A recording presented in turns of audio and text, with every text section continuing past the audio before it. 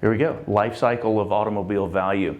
And for everyone in the room, the majority of us think about values of cars, and we have some preconceived notions that are out there. And so I want to just kind of broaden the thought process today. And if anybody gets something at the end of the day from this, what I'd like for you to be thinking about is, what haven't we considered as part of this? If you immediately were to sit back and think about value, you'd think about walking into a dealership, you'd think about people going to an auction, you'd think about maybe 2 or 3 other things. But if I sat here and I walked in and I said, I can name for you right now 50 different touch points that a value would come into the life cycle of a loan, you'd probably look at me in a little bit of a shock. So we're going to talk about some of those things, and then I'll open the floor up and we'll maybe explore some other opportunities that are out there. But yeah, certainly the first step that you think about is the auction lane. I selected Barrett Jackson because I think the name of this auction is just outstanding. I don't know why they put Jackson on the back end of my name, and I don't know where my royalty checks are coming from. By the way, these 3 Corvettes are the Series 1 Corvettes that went through the auction this year. It's the 45th anniversary of Barrett Jackson's auction. It was more of a party than a sale. These 3 Series 1 Corvettes sold for $1,815,000 combined. Just an outstanding fun time. Zach Brown, Jeff Gordon, Jay Leno. It was just an absolute party. And that's, this is one of the big steps that people think about with car values that go on. But let's take a step backwards and look at all of the different starting points that we'd think from. And obviously lending in the middle, with me being Vice President over Lender Solutions, and the majority of you in the room are involved in the auto finance piece. That does take the biggest piece of the action, but there's a lot more that goes on. And like I said, as we talk through today, I want to start thinking about some of the disruption parts. So Black Book is a car valuation company, and we provide a lot of different people and a lot of different points of contact, values, and more than just value, we offer information, size of cars, weight, height, all the commonalities that are out there. And Black Book's really focused on, as everybody keeps talking about today, what are the next steps and what's really coming down the line with car value. And the autonomous vehicle really comes to mind as probably the biggest and first step.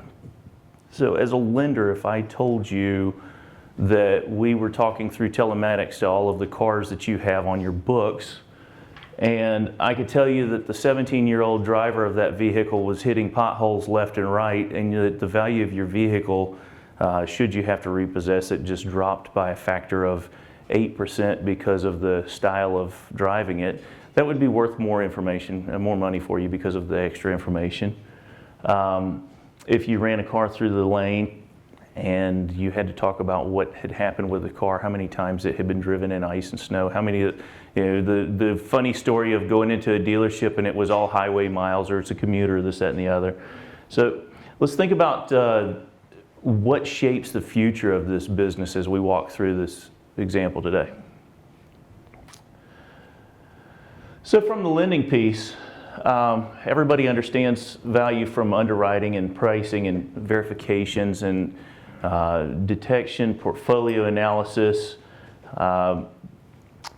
residual setting and facilitating those sales, the lease in preparation. One of the topics that we've had some conversations about recently have been really and truly, what's it matter of what the value of the car is to the lending organization today, if it's probably more important to you of a point of inflection out there. Let's just say at 24 months down the road, you know you're going to make a decision in the customer's life cycle of this loan. And I can tell you that at that point in time, you're going to be at 104% of what the wholesale value of the car is. It might be more important to you than knowing that you're at 110 today. And maybe if those numbers don't line up the way you want them to, or you've got a little bit more of an opportunity of a risk at that point in time, you might talk to your consumer about restructuring and maybe trying to negotiate what the terms of that contract would look like a little bit differently. Lenders also use values in floor planning and audits and compliance and collections and securitizations, and the ratings agencies that come in and talk about how good your portfolio is and how much more money that you really need to reserve for the portfolio is based on where do you line up today and where it's at. The survey that we will be releasing shortly, lenders were close to 62% concerned about looking at what their portfolio performance would be over the next year. So hopefully we'll be able to release that survey in the form of a press release or some white paper, something within the next few weeks as that finishes up. Let's retreat though back from lending, because everybody in the room understands the lending piece and we all have a pretty good grasp of that. And let's start off with manufacturing of a car. Have you ever really thought about if you were to design a new car tomorrow, how would you start with this? You've got a concept, you've got an idea, you've got a need, you've got a desire of what you're going to do, and you have some kind of an idea of, if there's a vehicle in that segment, what does it look like? How am I going to price it? What's it going to cost, and how am I going to price it? Historical analysis would show you this is what majority of the vehicles in this segment would look like, or maybe I'd need to make this kind of an ROI. Historically, I guess it was Volvo that did such a great job of building brand loyalty based on the residuals and the values of their vehicle. Once the manufacturers made it, set the price, and they've done a good job of convincing the public of what they want to do, and they've used it, used the values to create the car, then we've got to ship that inventory to the dealership. Scott and I were talking earlier, train cars will only hold certain dimensions and certain weights. The weight's not as big of a deal. Trucks, it's a bigger of a weight issue. So a lot of times we're sharing all of those points of data and the value of the car to the shipping companies, because they've got to then insure those cars that are on the back of the truck in case of some kind of a disaster happens, and what's the liability that goes on out there. The trucking companies want to know, and we supply them with this, the weight of the vehicle, so that they can know what the fuel consumption would be as the truck's driving down the road with it. And then the OEM comes back into play with the marketing setup, and they start advertising the car and talking about this is what it's worth, and here's what this car is going to bring to you, this truck is going to bring to you. Values touched in mailers. How many of you, as a show of hands, have gotten or seen something that's shown up in your mailbox that says, we need your used car and we're willing to give you X? All right, that's, and Bill, I know yours was a little crazy too when we looked at it. That's a marketing company that goes out and they contract and they get a bunch of data together, and they pool all that data together, and then they come to somebody like myself and they say, well, let's value that portfolio, let's value those cars, and then we can go out and we can assign a value to each one of those and we can mail those out. Some of them are doing equity calculations, used car buyback sales. Maybe it's a marketing area strategy where you're marketing to your existing clients. What happens if I am a risk manager over an entire portfolio and I decide that, as a general rule, I lose a customer at the 29th month of the life cycle of the car. And I want to continue to hold those customers, and I don't want to lose my market share to someone else. I might start taking my marketing company and saying, let's pull the value of that vehicle at that point in time, where it's going to be at that 29th month, and let's start marketing to that customer well ahead of time, and let's identify the fact that they're going to sell that car, and I want to keep them on the books as my customer. So there's a marketing piece that goes in there.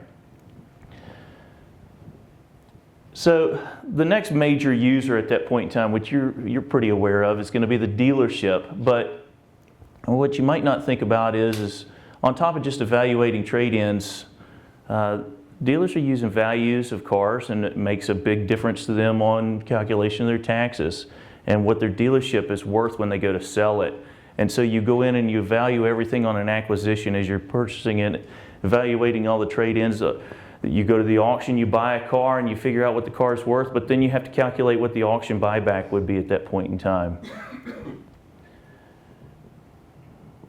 After the point of sale and the dealership has spent all the time with you, and we talked about the 3 hours now and what people expect in 3 years' time it to be an hour or less, and I certainly believe that that happens. Then the next thing you get is the government, insurance companies, and hopefully in some cases you hope that the legal area is not involved with it. How do you think taxes are calculated? How do you think ad valorem taxes for tags and fees and stuff like that? One area that you probably don't think about is benefit calculation.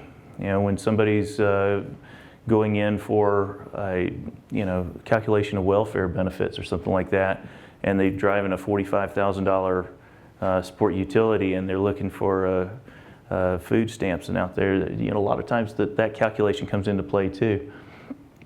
Skipping legal for just a second, going to insurance. All of the different pricing points and claims and theft and damage settlements and gap insurance and rental policies on the car that I drove up from Oakland across 880 with all the bumps, and how much that car is going to rattle in a few more weeks.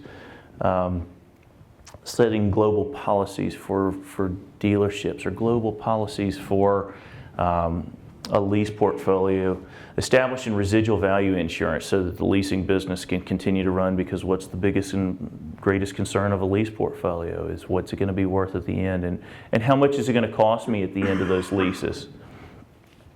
And finally, getting into the legal side,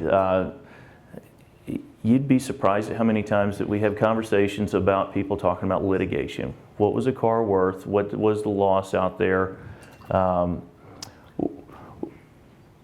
In light of some of the big recalls that are floating around, as far as like the airbags, for instance, and the fact that these vehicles have been off the road for so long, what's the opportunity lost of those vehicles, and how much of those vehicles, I mean, a car is going to depreciate, correct, if time passes, even if I don't drive it.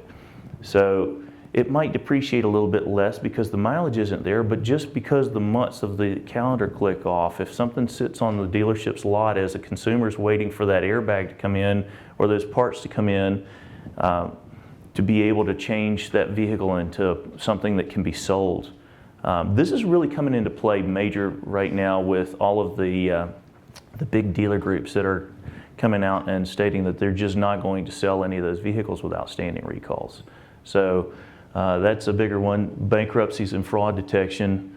From a fraud perspective, someone can tell you that this vehicle does not fit the buying life cycle of a consumer over here, and so they're outside of the realm of something that they would do, and bingo, it triggers you to make a phone call. What's going on here?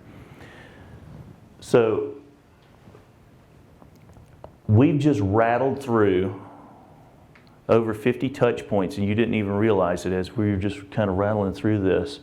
What I'd ask you and say is, you're thinking about telematics and the car telling you what's going on, and you think about value and what's that do to what you interact with, and as you're setting a lease portfolio, as you're setting that new program where you could have 3 different people that were driving a vehicle and were on the title to it, and how, if I drove the vehicle, instead of 1/3 of the time I was driving it, 2/5 of the time or something to that extent, what do I have to take a higher part of the depreciation for the vehicle, and do I pay a bigger usage or something like that? My challenge to you is to look across the life cycle of a single vehicle and ask yourself, what opportunities does the value of that car create? It creates a sale, it creates work. Ken and I were discussing this. If you go out and you see a vehicle that's 15 years old, and you think to yourself, how many times has this car been built, bought, sold, traded, repossessed, financed, insured, had a litigation point to it? Where is there a point of innovation out there, and where is there another point of inflection? With that, I'll say thank you.